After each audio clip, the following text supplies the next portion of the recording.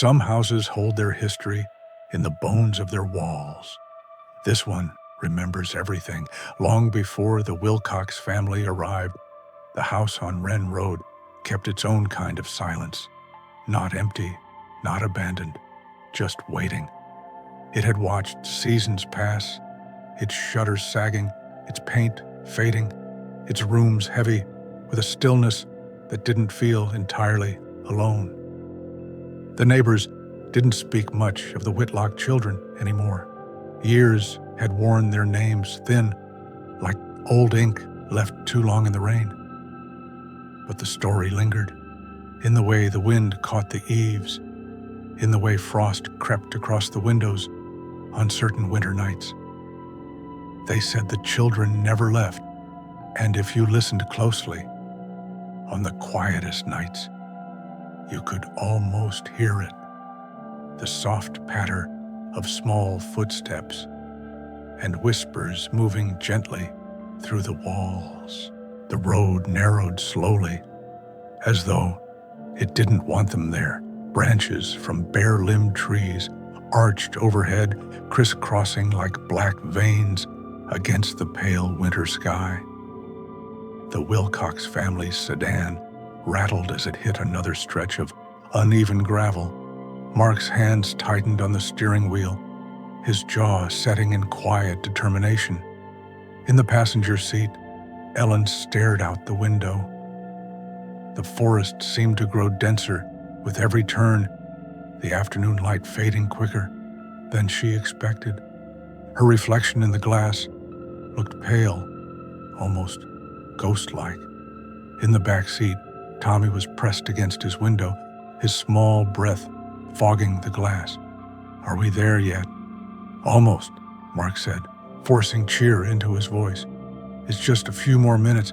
GPS says we're at the end of the road." Ellen's hand rested on her knee. She kept her gaze outside. The woods felt close, too close. It had been her idea to move, at least partly.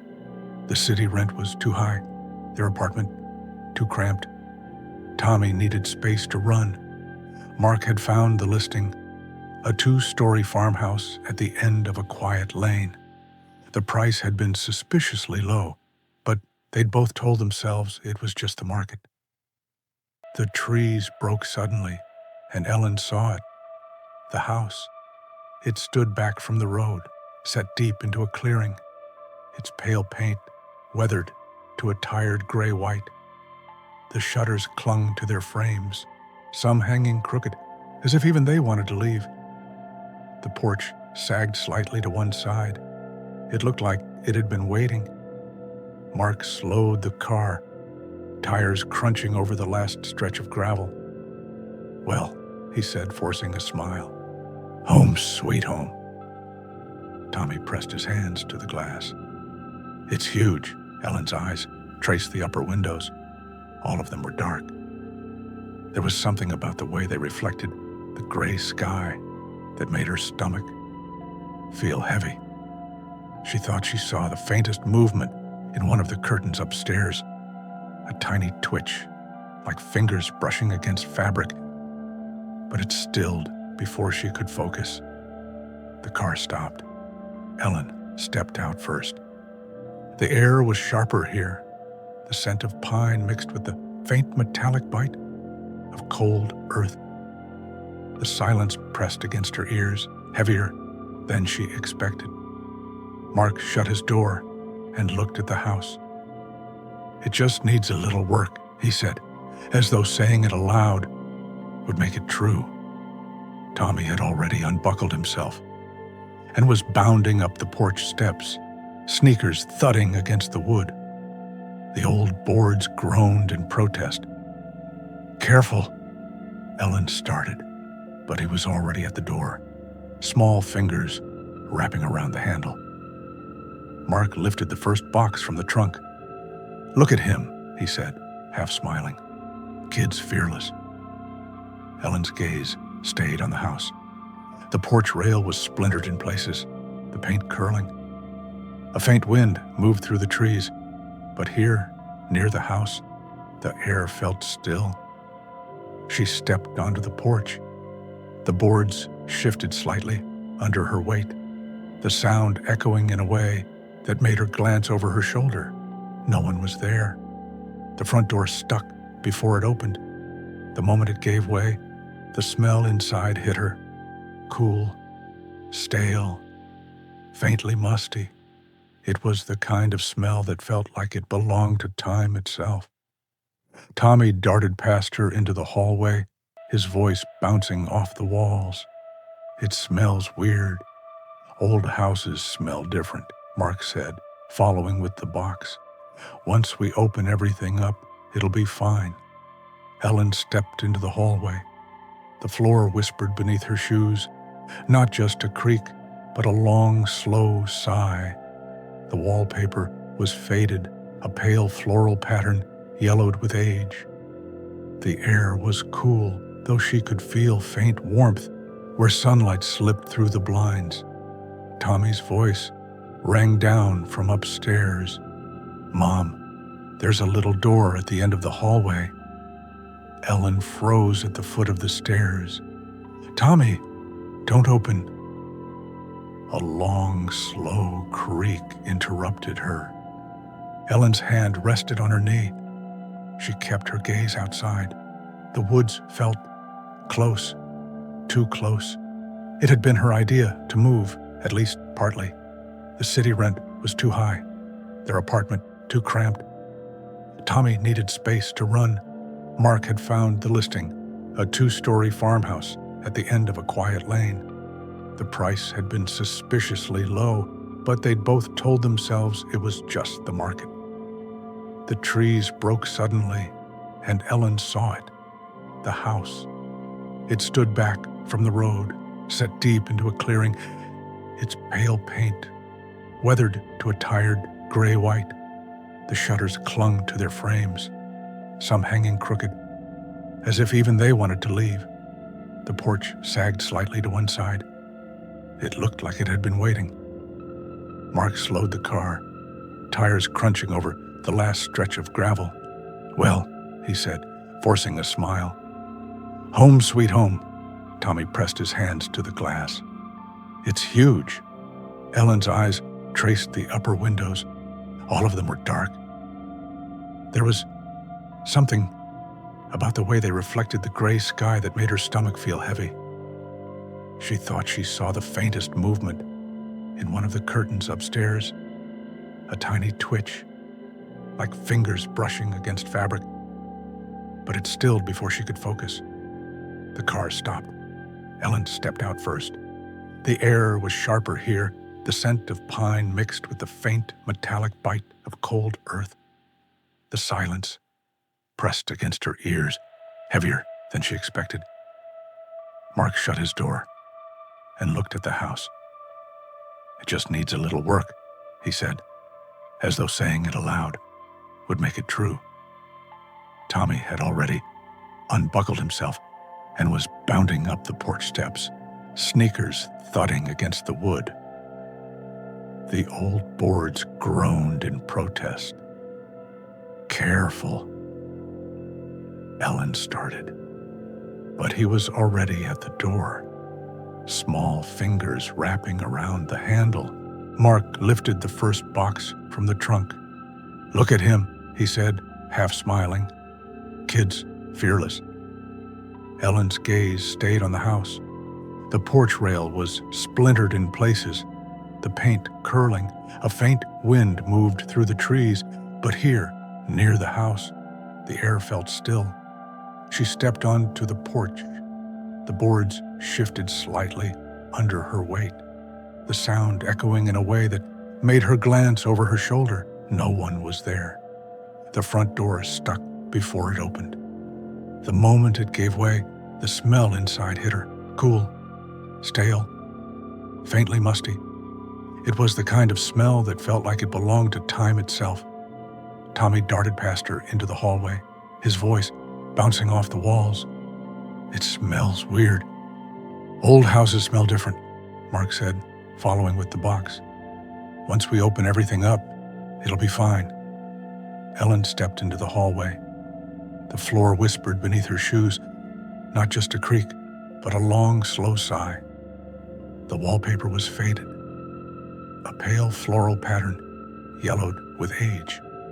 The air was cool, though she could feel faint warmth where sunlight slipped through the blinds. Tommy's voice rang down from upstairs. "Mom, there's a little door at the end of the hallway." Ellen froze at the foot of the stairs. "Tommy, don't open." A long, slow creak interrupted her. By evening, the house looked like a half-finished puzzle. Boxes were stacked neatly along the hallway. Furniture sat in its new spots, though none of it looked like it belonged here yet. The air inside was still cool despite the furnace running. A faint draft seemed to slip along the floor, curling around ankles before fading. Mark dropped the last box in the kitchen with a thud. "That's it. We're officially moved in." He said it with that same optimism he'd been holding since they left the city. It sounded a little thinner now. Ellen was at the sink, rinsing dust from a mug. "We're officially surrounded by boxes," she said, glancing at the stack against the far wall. Tommy sat cross-legged on the living room floor, rummaging through his box of toys. His voice carried into the kitchen. "Can I sleep upstairs tonight?" Ellen exchanged a quick look with Mark. They'd agreed not to make too big a deal of the upstairs at first. "We'll see," she said. Dinner was takeout eaten from paper containers. They sat at the bare kitchen table, the single overhead bulb casting sharp shadows on the walls. As night fell, the house seemed to change. The noises of the day faded. No more truck rumbling down the road, no distant hum of neighbors. The silence here was heavier. It seemed to rest on their shoulders, waiting. By 9, Tommy had fallen asleep on the couch, his toys scattered around him. Mark carried him upstairs, his small head resting against his father's shoulder. Ellen stayed downstairs, loading the dishwasher. Alone in the kitchen, she felt it. Not a sound exactly, but awareness. She glanced at the hallway mirror. For a moment, she thought she saw a faint smudge on the glass, like a small handprint. But when she leaned closer, it was gone. They went to bed around 11. The bedroom felt larger at night, emptier. The unpacked boxes stacked near the wall cast long, uneven shadows. Mark was asleep within minutes, his steady breathing filling the quiet. Ellen lay awake. The silence was strange here. Not clean, not restful. It had layers. There was the faint hum of the furnace, the occasional shift of wood in the walls, and something else. It was close to 2 when she heard it. Laughter, software, high-pitched, 2 voices, a boy and a girl. At first, she thought she was dreaming. She held still, eyes open, heart thudding. The sound didn't fade. The words were too quiet to make out, a murmur just beyond understanding. But the tone was playful, whispering, giggling. Her skin prickled. She turned her head toward Mark, still asleep. Her eyes drifted toward the bedroom door. It was open, just 2 inches. She was certain she had shut it. Ellen stared at the gap, her chest tightening. She waited for the shadow of feet, for any sign of movement. The hallway beyond was still. After a long moment, she got up, moving quietly. Each step on the floor was a whisper of wood. She eased the door shut until the latch clicked softly. When she slid back into bed, she kept her eyes on the door until sleep finally came. Morning came reluctantly. Light seeped into the bedroom in pale, weak stripes through the thin curtains. Ellen's eyes opened slowly, her mind thick from restless sleep. The room was cold, not freezing, but cool in a way that didn't match the steady hum of the furnace downstairs. Mark was still asleep, his arm draped over his pillow. His breathing was slow, steady, as though the night had not touched him.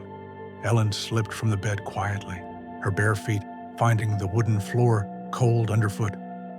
She stepped into the upstairs hallway. That was when she saw it. The hallway mirror, tall, framed in dark wood, leaning slightly against the wall, was marked.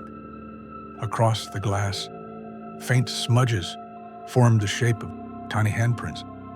Her breath caught. She moved closer, her own reflection swimming toward her in a dusty glass. She pressed her palm over one of the prints. It was smaller than Tommy's hand, too small. The glass was cold under her skin. A chill slid down her spine. Mark's voice broke the quiet. "Morning." She turned. He was standing in the doorway, rubbing his eyes. He followed her gaze to the mirror, his brows knitting faintly.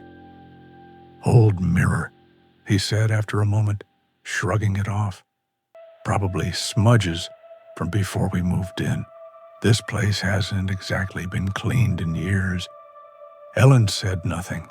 He kissed her cheek on his way toward the stairs. "I'll start coffee." Her eyes lingered on the prints a moment longer before she followed.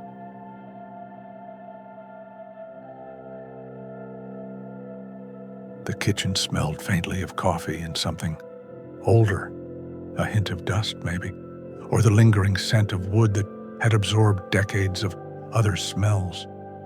Tommy was at the table, still in pajamas, legs swinging. His toys were spread in front of him. "Sleep okay?" Ellen asked, pouring herself coffee. He nodded absently, eyes on the figures in his hands. Mark had his laptop open on the counter, half focused on work emails. Ellen tried to shake off the strange heaviness in her chest. It was morning. Morning meant normal. Then Tommy spoke. "My toys keep moving." Ellen turned, her cup halfway to her lips. "What do you mean?" "They line themselves up." She set the cup down. "You mean you line them up?" He looked at her, his small face serious. "Number I didn't. I just leave them how I want, and then..." He gestured to the toys on the table. "They move." Her eyes went to the figures. They were all facing the same way, lined neatly in a row, all staring toward the hallway. "Show me," she said. Upstairs, his room was a small square space with a slanted ceiling. The morning light fell across the floor in muted beams. The toys were on his dresser. Every single one was arranged in a perfect line, standing shoulder to shoulder, each facing the doorway. Her skin prickled. "Did you do this?" she asked again. Tommy shook his head. "They just end up like that." She touched one of the figures.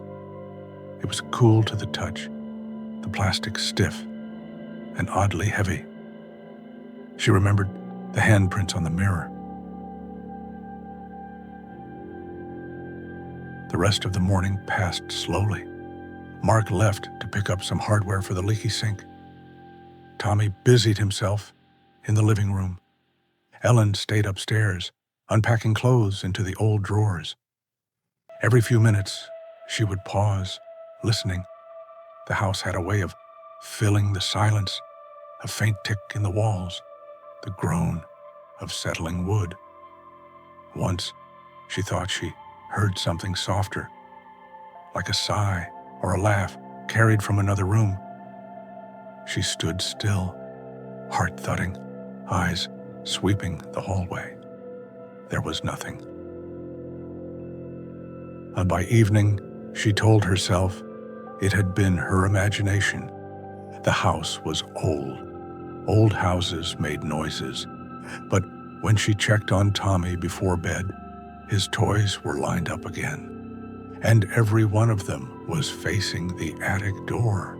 The rest of the morning passed slowly. Mark left to pick up some hardware for the leaky sink.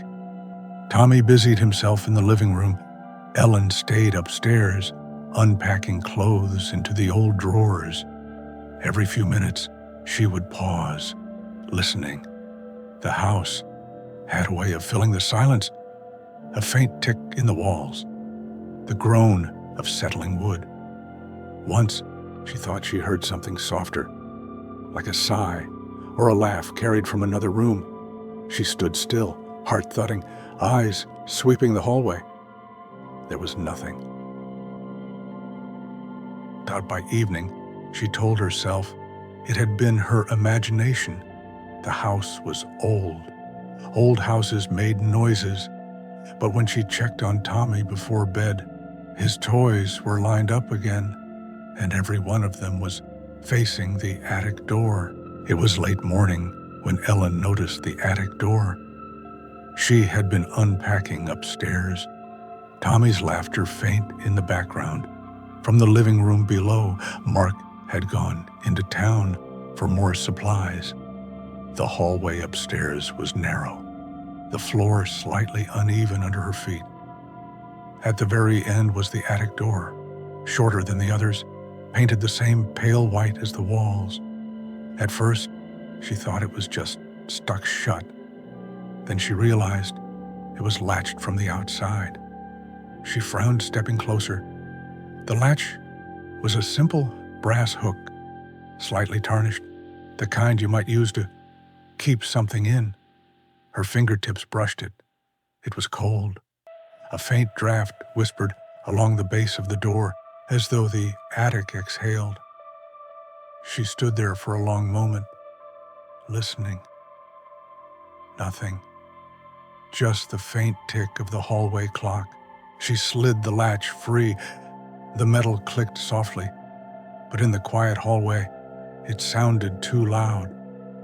She hesitated, one hand on the knob. Her skin prickled in the cool air. When she turned it, the door resisted for a moment, then gave way with a long, complaining groan.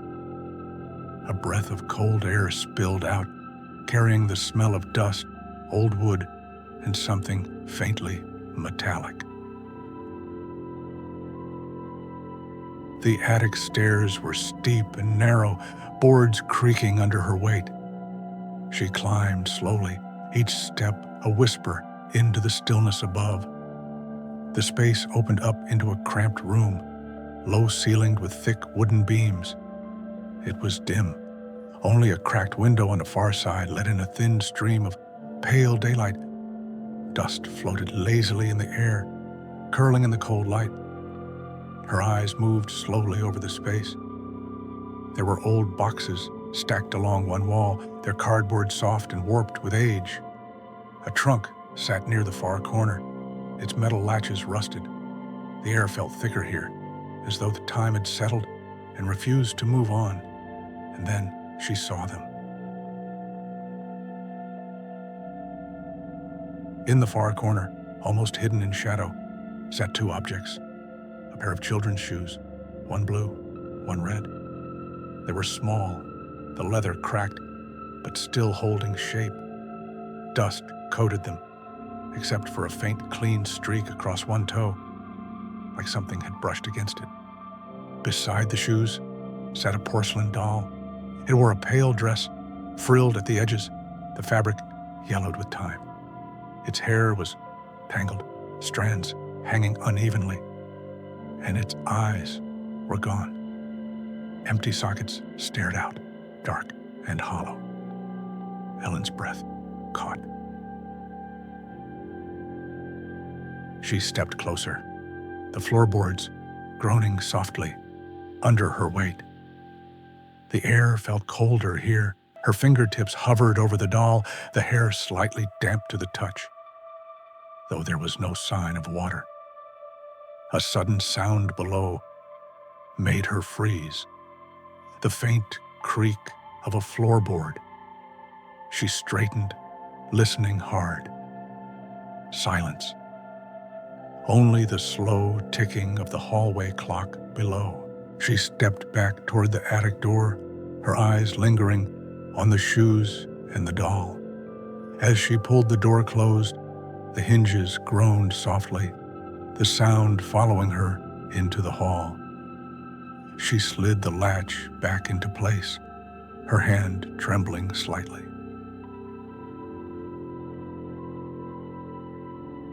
The rest of the day passed in an uneasy haze. Mark returned, Tommy played in the living room, but Ellen's mind kept drifting back to the attic. At dinner, she barely touched her food. That night, after Tommy was asleep, Ellen lay in bed staring at the ceiling. She told herself she was being ridiculous. Just an old attic. Just old things. She turned over and froze. Sitting on her nightstand, in the pale light of the moon through the window, was the doll. Its empty sockets faced her. Its pale dress was still, but the faint smell of dust and something metallic lingered in the air. Her breath caught in her throat. The latch on the attic door had still been closed. The day after the attic, the house felt different. Ellen couldn't say how exactly. The walls weren't closer. The air wasn't colder. Not in a way she could measure. But it felt heavier, as though the house had shifted slightly in its sleep. Tommy seemed unfazed. He spent most of the morning on the living room floor, arranging his toys in neat little rows.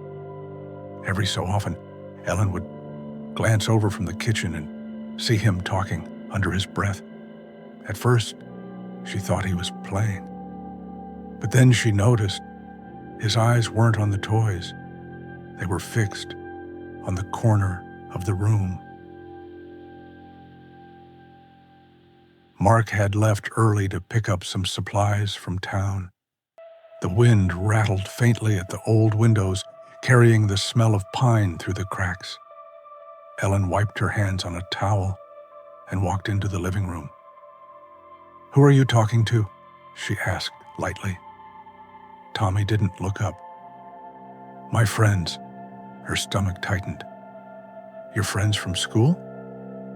He shook his head, still staring at the empty corner. My new friends. They live here." The air felt cooler. She crouched beside him. "What are their names?" He tilted his head as though listening. A faint smile touched his lips. "They don't know." That afternoon, while Tommy was napping, Ellen heard it for the first time.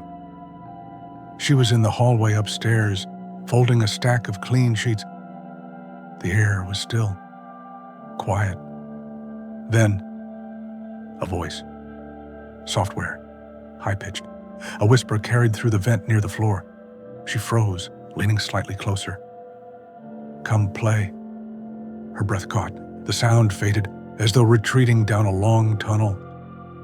She stood there for a long moment, heart pounding, before moving away from the vent. That night, after Tommy was asleep, Ellen sat at the kitchen table with a cup of tea. The house creaked softly, the kind of old house noises she had almost grown used to. But then she heard it again, not from the vent this time, from the wall. A faint murmur. Two voices overlapping just enough to blur the words. A boy and a girl. Her skin prickled. She set her cup down and stood slowly, her ears straining. Closer. The voices seemed to move. From the wall near the kitchen into the hallway. Ellen's steps were quiet as she followed. The sound faded near the stairs, leaving only silence. Mark found her standing at the foot of the stairs when he came back from the garage. "You okay?" he asked, his brow creasing slightly. She hesitated. "Do you hear anything? In the walls?" He laughed softly, shaking his head. "This place is old, probably the pipes or the wind." Ellen forced a smile. "Right. Pipes." But that night, lying in bed, she kept her eyes on the dark ceiling, and at 3:15 a.m., she heard footsteps. Slow, steady. Walking past their bedroom door, the footsteps had kept Ellen awake long after they faded. When morning came, she felt heavy, as if she had spent the whole night holding her breath. The house was quiet, too quiet. Mark had already left for work in town, and Tommy was still asleep. The air felt colder than usual, a faint draft brushing her ankles as she stepped into the upstairs hallway. She decided to take a shower, hoping the steam might shake off the unease that clung to her. The bathroom was small, with an old porcelain sink, a single window, and a tall spotted mirror above the counter. The mirror had a faint crack in one corner, like a vein of lightning frozen in glass. Ellen turned on the water. Steam began to curl through the air, softening the edges of the room. She brushed her teeth mechanically, staring at her own tired reflection. And then, movement, not hers. Her eyes darted to the mirror. Behind her, in the hallway, stood two children, a boy, maybe 9, a girl, maybe 6. They were pale, their skin almost gray in the dim light. Their clothes were old-fashioned. The boy in a collared shirt and suspenders, the girl in a faded dress with lace at the collar. Both were barefoot. Their hair was damp, as though they'd stepped in from the rain. And their eyes were dark and hollow. Not empty exactly, but deep, as if something was looking out from a great distance. Ellen's breath caught. The toothbrush slipped from her hand, clattering into the sink. Her pulse pounded in her ears as she turned slowly. The hallway behind her was empty. The air felt heavier. She turned back to the mirror. The children were gone. Only her own reflection stared back at her. Pale, shaken, steam curling around her face. She stood there for a long moment, trying to steady her breathing. It wasn't a trick of the light. It wasn't the steam. She had seen them. The rest of the day moved in strange half-moments. Tommy seemed quieter than usual. When Ellen asked if he was okay, he just shrugged. At one point, she heard him in his room, speaking softly. When she peeked in, he was sitting cross-legged on the floor, his toys lined neatly in front of him. He looked up at her, his expression oddly blank. "They want to play in the attic," he said simply. Her stomach tightened. That evening, after Tommy was asleep, Ellen stood in the hallway outside his room. The air was cool here, the faintest smell of damp wood lingering. Her eyes drifted toward the attic door at the end of the hall. The latch was still closed, but for the first time, she felt certain something was on the other side, watching, waiting. Ellen couldn't stop thinking about them, the boy and the girl. It wasn't just that she'd seen them. It was the way they'd looked at her. Not angry, not even frightened. Just waiting. That afternoon, with Tommy at school and Mark at work, she decided to drive into town. The streets were quiet, the winter air pale and brittle. She found herself on Main Street, a short stretch of old storefronts, a diner, a hardware store, a post office. At the far end stood the library. It was a squat brick building with tall, narrow windows. Inside, the air was cool and dry, carrying the scent of old paper and dust. A librarian, an older woman with silver hair, looked up from the desk. "Can I help you?" "I'm looking for information on a property," Ellen said, trying to keep her voice casual. "The house at the end of Wren Road." The woman's expression didn't change, but there was a faint pause before she nodded. "That old place," she murmured. "The archives are in the back."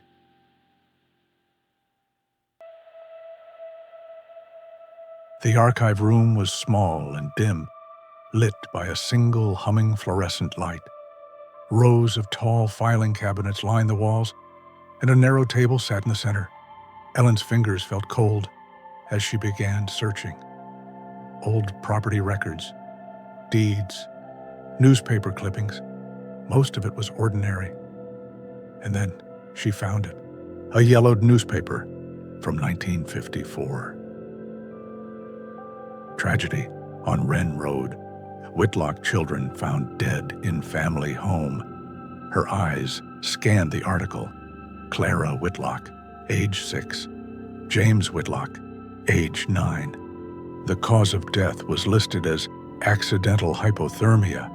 According to the article, the children had been trapped in the home during a severe winter storm while their parents were away in town. But someone had written in pencil along the edge of the clipping the words, faint and uneven, "locked in." Parents left them there. Bodies never found. Ellen's stomach turned. She sat back in the creaking chair, the paper trembling faintly in her hands. The names echoed in her mind. Clara, James. She could see their faces. Pale, damp hair, hollow eyes. Her skin prickled. She flipped through the folder, searching for more. A later article mentioned the Whitlock parents had moved away under strange circumstances. Another noted that the property had been vacant for several years. And then there was nothing, just silence in the records, like the story had ended without really ending. Ellen closed the file, her hands trembling slightly. The librarian glanced up as she left the archive room. "Find what you were looking for?" Ellen hesitated. "I found enough." Driving back toward Wren Road, the trees felt closer somehow, their branches leaning in over the road. When the house came into view, her chest tightened. The windows stared back at her, dark and watchful. Inside, the air was cool and still.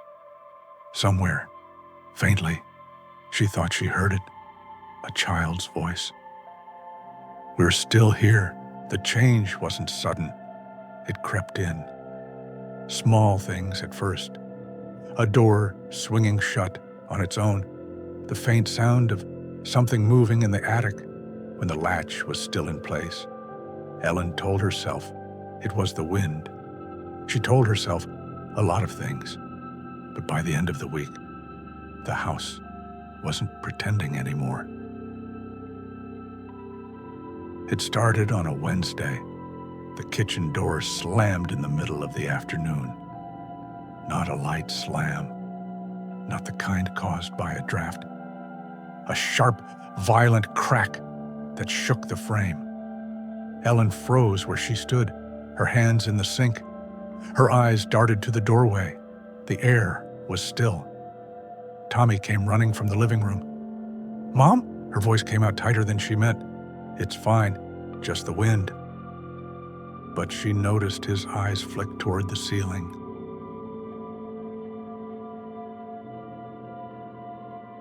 That night she woke to the sound of Tommy screaming. Her heart lurched. She was out of bed before she could think, Mark stumbling after her as she ran to Tommy's room. He was sitting up in bed, his small body rigid, his eyes wide. "They were here," he cried. "The children, they were in my room." Ellen gathered him in her arms. "You had a bad dream." "No." His voice broke, high and certain. "They were here." Mark stood in the doorway, rubbing his face. "Tommy, buddy, there's no one here." But Ellen noticed his eyes flick briefly toward the attic door at the end of the hall.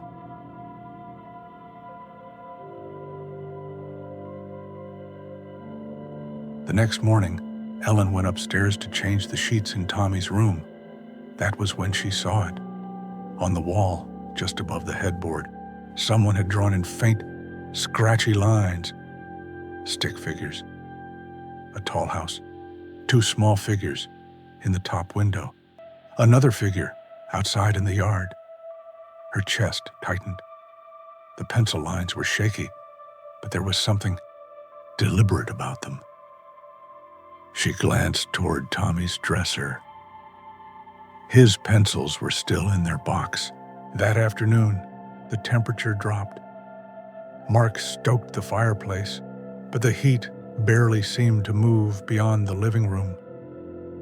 Ellen stood at the kitchen window and watched frost spread across the inside of the glass. It started in thin white veins at the edges, curling inward in delicate patterns. But as she watched, the frost seemed to take shape. Her breath caught. 2 faint shapes, children side by side. She blinked, and the frost shifted, the shapes dissolving back into delicate white lace. By evening, every window in the house had a thin crust of frost around the edges. Mark kept the fire going. Tommy huddled close to his mother, his eyes darting to the corners of the room. Ellen sat still, the heat of the fire barely touching her. She could feel it. The house was watching, waiting. The house had stopped pretending. For days, Ellen had lived in the edge of a storm that never broke. Doors slammed without warning. Whispers drifted through the vents in the early hours of the morning. Frost crept along the windows, even when the fire burned hot. Mark had started sleeping more heavily, as though something in the house lulled him into silence. Tommy rarely left her side. Ellen had reached her breaking point. That night, when a clock on the kitchen wall clicked past 11, she sat at the table alone. The house was quiet, too quiet. She set her hands flat on the table and spoke into the stillness. Her voice was steady. "Clara, James, we know you're here." The air shifted. It was subtle at first. The faintest chill along her arms, the way the shadows in the corners seemed to deepen. "I know what happened to you," she continued. Her throat tightened as she remembered the brittle newspaper pages, the pencil scrawl in the margin. "You don't have to be here anymore." The light above the table flickered. A faint sound drifted from the hallway. Footsteps, small ones. Her heart pounded as she turned toward the sound. 2 shapes stood in the kitchen doorway. The girl clung to the boy's hand. Her dress was pale, its lace frayed at the collar. The boy's collared shirt was buttoned wrong at the top, his suspenders uneven. They were exactly as she had seen them in the mirror. Their faces were not angry, just sad, their eyes dark and hollow, fixed on her with an intensity that made the air feel heavy. Ellen's breath caught. She forced herself to speak softly. "You don't have to stay here. You don't have to be alone." The girl tilted her head, her damp hair clinging to her cheek. The boy's voice came quietly, almost a whisper. "We can't leave." Her chest tightened. "Why?" The boy's eyes shifted toward the ceiling. "The house won't let us." The girl's voice was softer, almost a hum. "It keeps us here. It keeps everyone." Ellen's hands trembled. "What do you want?" Neither answered at first. The silence stretched, heavy and cold. Finally, the boy spoke again. "To be remembered." The girl's fingers tightened on his hand. "To stop being cold." The air in the kitchen dropped. Ellen could see her breath in front of her. She swallowed hard. "How can I help you?" The boy's dark eyes met hers. "You can't," he said simply. And the light flickered again, and just like that, they were gone.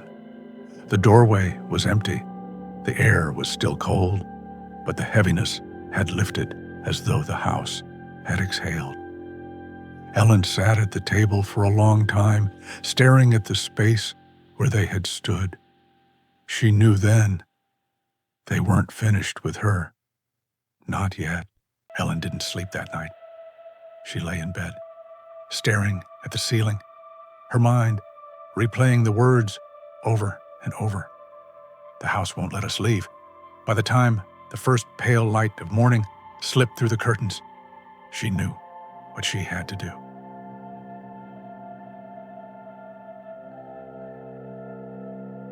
After Mark left for work and Tommy for school, she stood alone in the living room. The house was quiet, but not empty. She could feel it. The air felt thick, like walking through water. "I'm going to help you," she said aloud. Her voice sounded small in the stillness. "I don't care what this house wants. You deserve to rest." She started in the attic. Her fingers trembled as she slid the latch free and pushed the door open. The stairs groaned under her weight as she climbed. The attic was as she remembered. Dim, cold, dust curling in the pale light from the cracked window. The shoes were still there. The doll sat between them. Ellen crouched, her breath misting in the air. She reached for the shoes, her fingers brushing the cracked leather. The air dropped suddenly. A low groan rippled through the beams above. The attic door slammed behind her. Her chest tightened. The temperature plunged. Frost spread across the inside of the window in jagged lines. A whisper slid through the room. Not the children's soft voices. This one was deeper, older. "They stay." Ellen's heart pounded. "No," she said firmly, her voice shaking. "They've stayed long enough."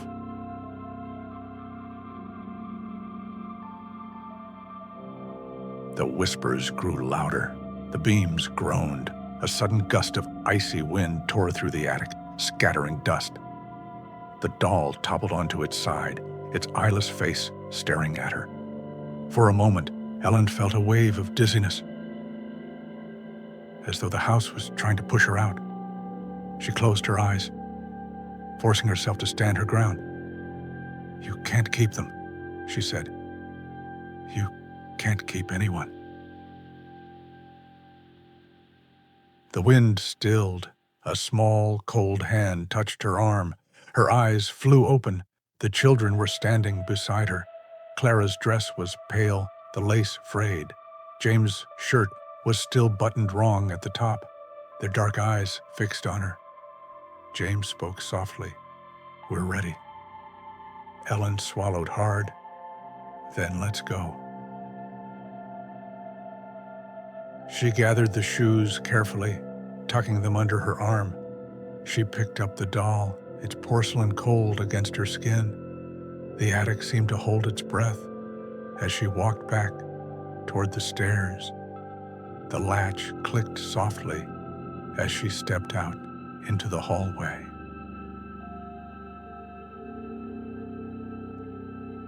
In the backyard, the air felt lighter. Ellen dug into the cold earth near the tree line, her hands trembling. She buried the shoes together, Side by side, she set the doll gently on top, brushing dirt over its frilled dress. The air around her shifted, a faint warmth, almost like sunlight, breaking through clouds. She looked up. The children stood at the edge of the yard, hand in hand. Clara smiled faintly. James nodded once, and then they were gone. The yard was still. The air felt different. For the first time since moving in, Ellen realized there was no weight pressing on her chest. The silence was just silence. She exhaled, the sound strange in her own ears. That night, the house was quiet, truly quiet. Tommy slept without waking. Mark didn't stir once. Ellen lay in bed, listening to the stillness. For the first time, she didn't hear whispers. She just heard peace. The house felt different in the morning. Ellen noticed it the moment she stepped into the hallway. The air was warmer, not stifling, not heavy, just natural. The boards didn't groan the way they used to, and the shadows in the corners no longer felt like they were watching her. It wasn't just quiet, it was peaceful.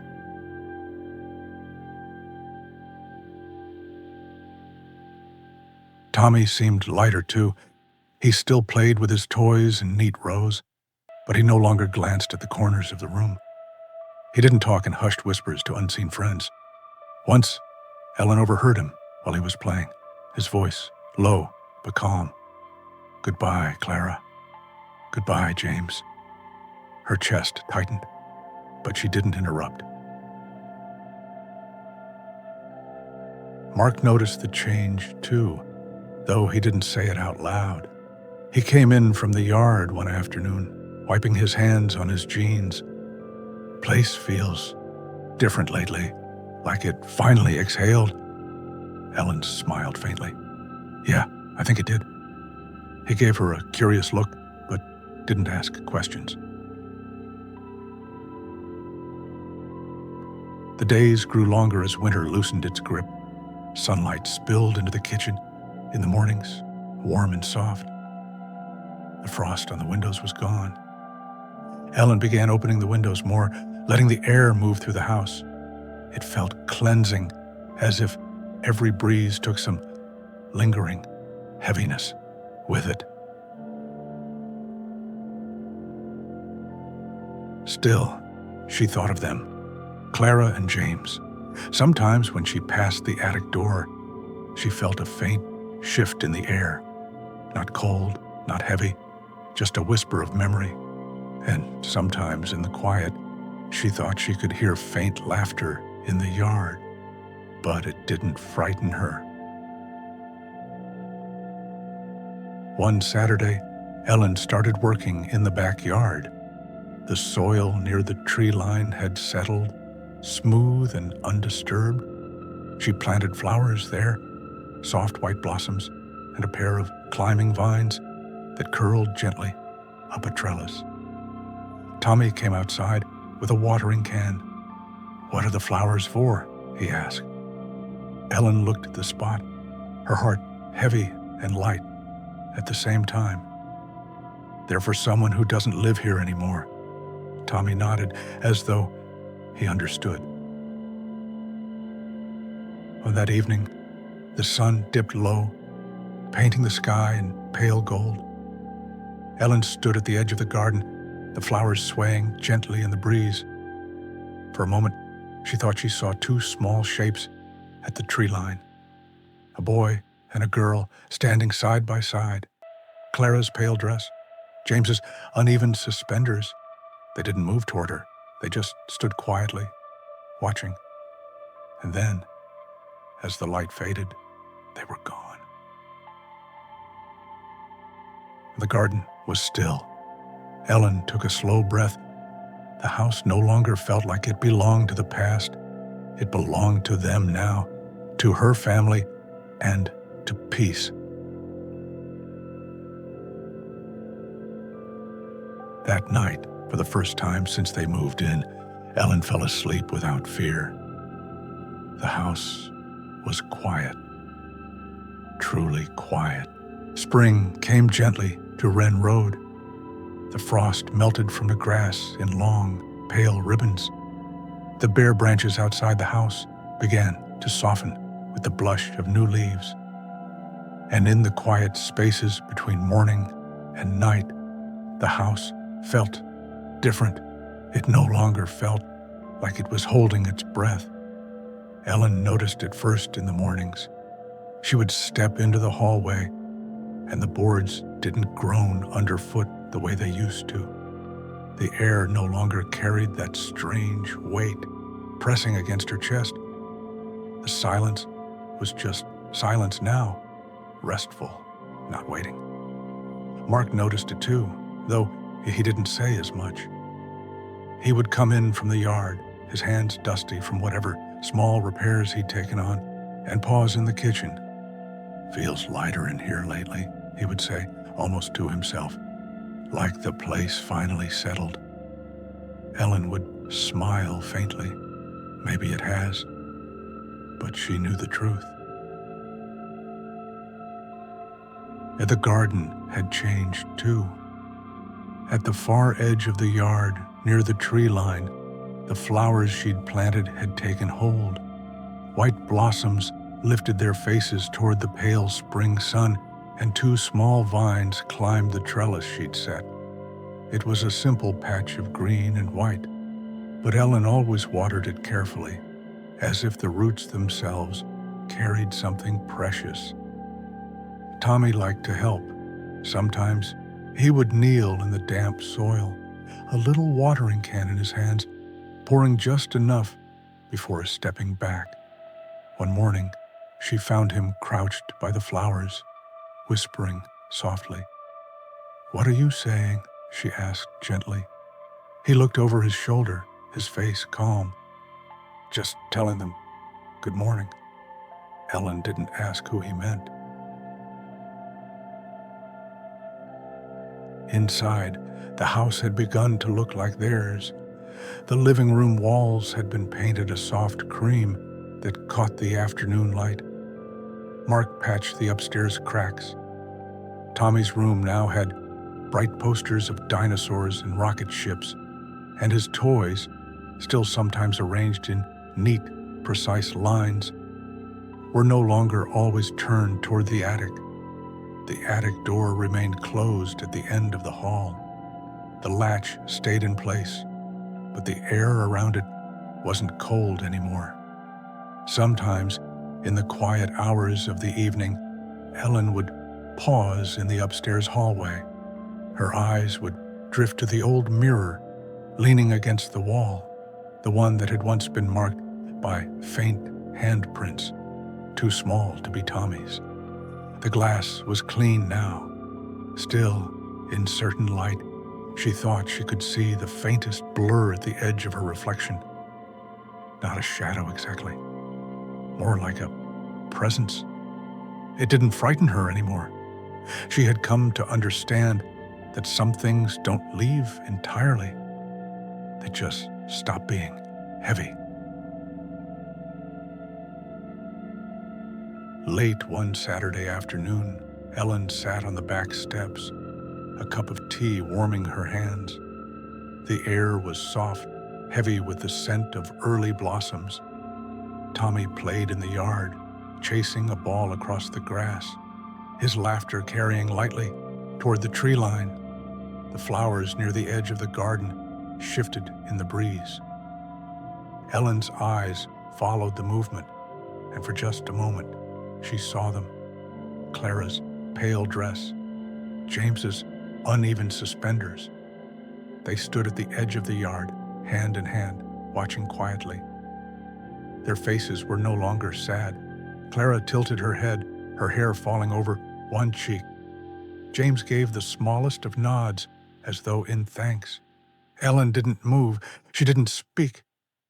She just let the moment be. When she looked again, the space was empty. The flowers swayed as if brushed by the wind. That night, as the last light faded, Ellen stepped into the upstairs hallway one last time before bed. She glanced at the attic door. The latch was still closed, but she felt it, warmth, faint and steady, like a soft exhale through the old wood. The Wilcox family slept well that night. The house was quiet, the kind of quiet that comes not from emptiness, but from peace.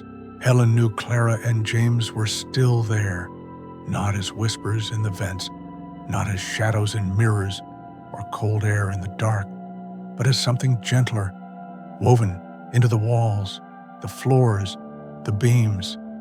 They had not left, and that was all right. The house no longer waited. It belonged to them all now, the living and the two who never left.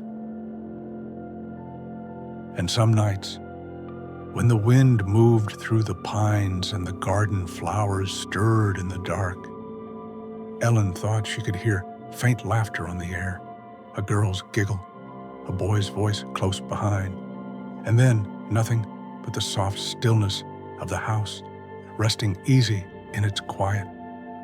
The Wilcox family went on living here. Tommy grew, the flowers bloomed, the seasons turned. And in the gentle quiet of Wren Road, two children stayed, no longer cold, no longer waiting, just home.